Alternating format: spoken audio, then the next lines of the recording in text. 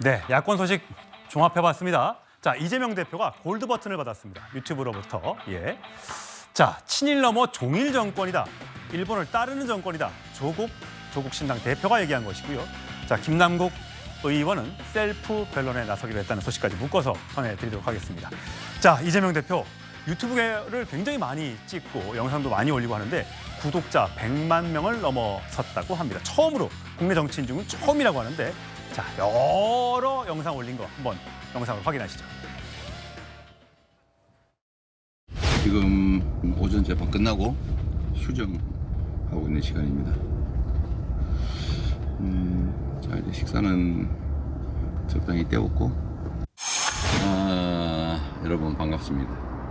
우선 구독, 좋아요부터 좀 눌러주시고 함께 해주시길 바랍니다. 아이고, 힘드네요. 법정에서 지금 나오는 길입니다. 예, 강부 의원님.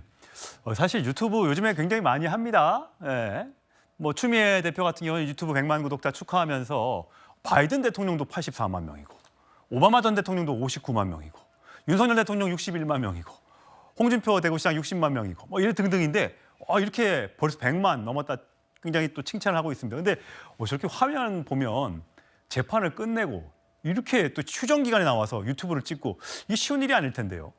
그러니까요. 그러니까 조회수만 해도 2억 3천만 뷰라고 해요. 예. 정말 어마어마한 거고 정말 세계의 정치인 중에서 가장 인기가 많은 유튜버 정치인이 아닌가 싶은데요.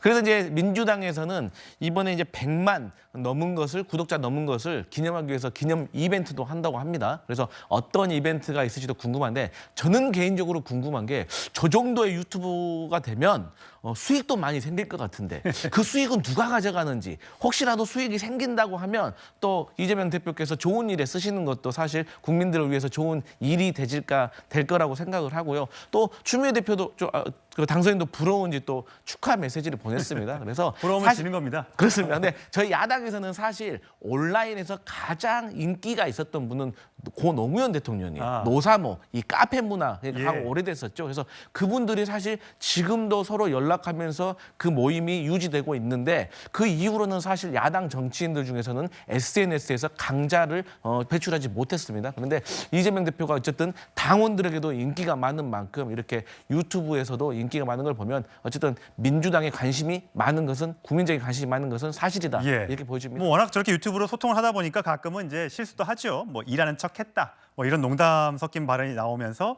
해프닝도 겪었었는데 정 변호사님 혹시 유튜브 하시니까 구독자 100만 명이면 수익이 대충 어느 정도 납니까?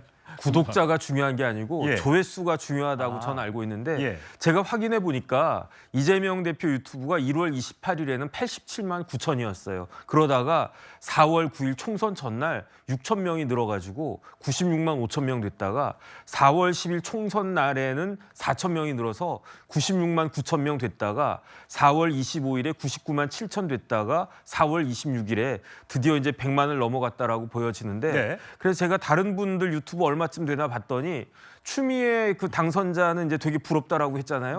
봤더니 26만 5천이에요. 그러니까 부러울 만하다 그 생각이 들고 홍준표 시장도 69만 3천. 그러니까 제법 굉장히 많은 거죠. 한동훈 비대위원장은 아마 아직 시작하지 않은 것 같고 그다음에 오바마가 뭐 59만, 그다음에 바이든 84만 이렇게 딱 되어 있는데 그런데 전 세계적으로 드문 일이다라는 식으로 추미애 당선인도 이야기했는데 맞는 말 같긴 한데 제가 찾아본 전 세계에서 가장 많은 구독자를 가진 사람은 누굽니까? 트럼프더라고요.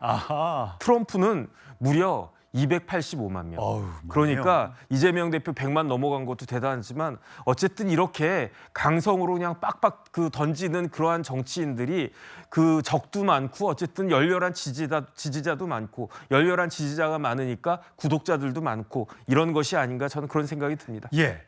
수익 얘기는 안 해주셨습니다. 아무래도 얼마나 조회수가 많이 나오느냐, 또 그 조회수를 한 사람들의 성별, 연령 이거에 따라 또 구글에서 돈을 보내주는 것도 다르다고 합니다. 한 달에 한 번씩 수익금을 정산한다고 하는데 그렇다면 이재명 대표가 2014년에 유튜브를 시작했는데 2,711개 영상을 올렸는데 그 중에서 가장 조회수가 높은 영상 바로 이거였습니다. 근데 통화를 하는데 싸우는 형제랑 싸우잖아 그러면 그걸 다 또 원래 녹음을 한 거예요.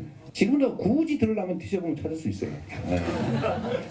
근데 그건 법률적으로는 금지되어 있고 다 사생활이니까 그 공적 생활에 아무 관계 없잖아요, 그죠? 욕하는 거 뭐 욕했으니까 그건 미안한 일이지만 그러나 뭐 어쩔 수 없는 측면도 있다. 그건 뭐 인정 안 해도 알 수 없다. 그게 내 인생의 5점 다야. 나는 누구 취직시킨 일도 없고. 예. 자, 이재명 대표의 유튜브 영상 중에 가장 조회수가 많았던 것은 형수 욕설과 관련된 본인의 해명이었습니다. 여기에 여러 가지 그 긴 영상이 부적절한 발언도 있고 해서 저희가 저 부분만 잘라서 보여드렸다는 점 말씀을 드리고요. 사실 이재명 대표가 대중연설이나 이런 거 할 때는 이 욕설 이 논란에 대해서는 늘 머리를 숙이고 사과를 했었죠. 사실 유튜브에 있는 영상과는 조금 사뭇 다른 그런 모습인데 그 장면도 화면으로 만나보시죠. 다시 한번 깊이 사과드립니다. 그 문제의 발단이 됐던 어머니는 이제 그냥 이 세상에 계시지도 않고 형님도 이제는 이 세상에 안 계십니다. 다시는 벌어지지 않을 일이니까 우리 국민들께서 용서해 주시면 고맙겠습니다. 상식 밖의 정신질환으로 부모에게 도저히 인간으로서 감내할 수 없는 폭력, 폐륜, 그분이 정상적인 사람이 아닌 상태, 그런 좀 안 좋은 상태에 있었다는 점, 녹음 내용은 여러분이 전체를 한번 보시면 좋겠습니다. 예. 전수미 부위원장님, 사실 이재명 대표에 대해서 호불호가 물론 당연히 있겠죠. 지지하고 지지하지 않는 분들 중에서는, 특히 이제 지지하지 않는 분들 중에서는 이 관련된 욕설과 관련된 파문이 가장 아마 큰 요인 중에 하나일 텐데 2016년 발언이었습니다. 그러니까 뭐 벌써 한 8년 전의 발언이니까 그 당시와 또 최근에 대선 과정 또 총선 과정에서 여러 차례 사과했던 것과는 좀 결이 다를 수 있긴 합니다만 어떠세요? 저 발언에 대한 입장 정리는 이제 완전히 끝난 거로 봐야 됩니까? 네, 여러 차례 사과를 하셨고 팩트 체크라고 해서 어떤 발언 아마 홍준표 대구시장께서 가장 동감하지 않으실까 하는데 본인 돼지 발정제 그 파트 때문에 엄청 공격을 많이 당하셨잖아요. 근데 앞뒤 맥락 자르고 그러니까 어떠한 좀 악의적인 편집이나 그 파트만 하는 것과 전체적인 흐름으로서 어떻게 이런 게 있었는지 그럼에도 불구하고 욕을 한 건 잘못됐다라고 사과를 하셨기 때문에 그 부분은 이제 여러분들 영상을 안 보신 분들은 보시면 어떠한 맥락에서 이런 것들이 나왔고 하지만 그럼에도 불구하고 사과한다. 그거는 이제 입장 정리를 확실히 하신 걸로 보입니다. 근데 뭐 100만 유튜버가 됐다. 이거는 단순한 의미로 뭐 수익률 좀 나오겠네. 뭐 유명해지겠네. 이렇게 의미를 볼 수도 있지만 어떤 인구 구성 비율로 봤을 때도 좀 남다른 의미가 있습니다. 인도 같은 경우는 유튜브의 전체 이제 구독하시는 분들이 4억 7천만 명. 그럼 되게 많은 숫자잖아요. 예. 미국 같은 경우 그거의 반전이 2억 4천입니다.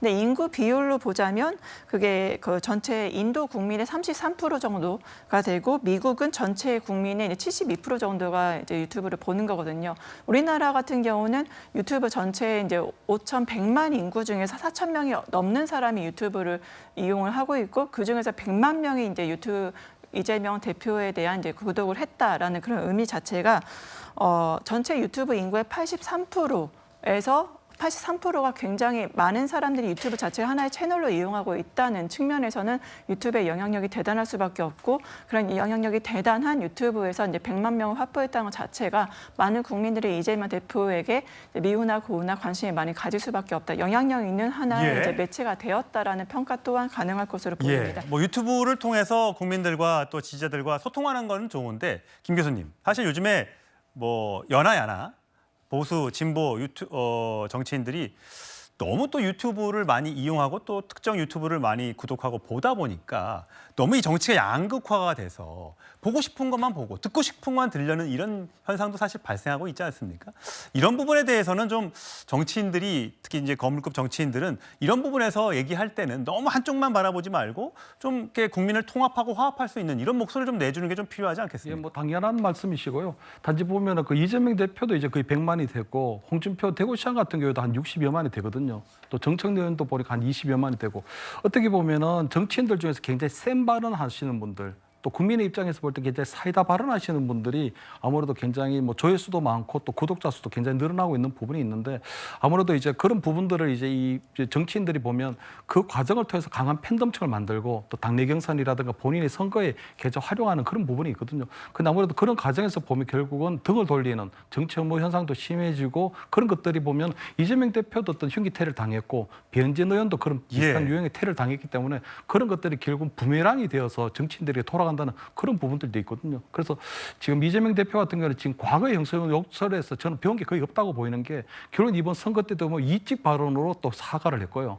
또 배현진 의원의 테러에 대해서는 또 난리 뽕짝이라는 얘기를 했고요. 또 유튜브에서 또 일하는 척을 했다는 여러 가지 발언들을 해서 어떻게 보면 야당의 지도자답지 않은 말을 너무 쉽게 하고 가볍게 한다는 그런 인상을 지울 수가 없거든요. 그렇기 때문에 아마 이번에 아마 영수회담을 통해서 그리고 이번 22대 국회에서는 법야권이 이제 192석을 가진 법야권의 어떤 이제 맏형의 노릇을 하기 때문에 이제 야권의 지도자로서의 어떤 그런 이미지를 좀 가져갔으면 좋겠다. 그런 말씀 드리고 싶습니다. 예.